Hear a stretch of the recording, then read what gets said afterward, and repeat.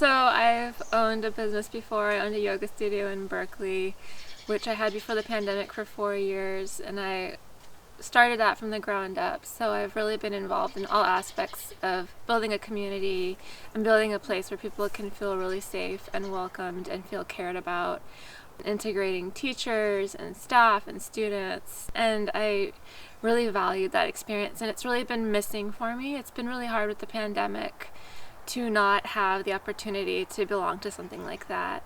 And so I think I can bring yoga teaching and help with all parts of class building. For me, I felt that yoga and breathing and pranayama is an integral part of my well-being, and that's why I teach yoga, and that's why I love yoga.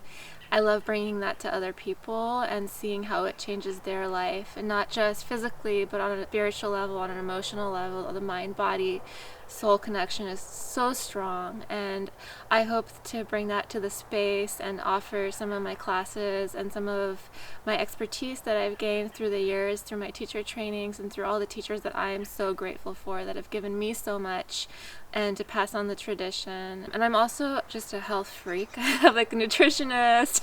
I really get down into like the benefits of individual herbs, and so I'm really excited about the menu there and just being part of the elixirs and being part of the tea selection and the menus and all the food. I think that's going to be a really cool part of it, and I'm really excited for the events and just the energy that is going to be in the space.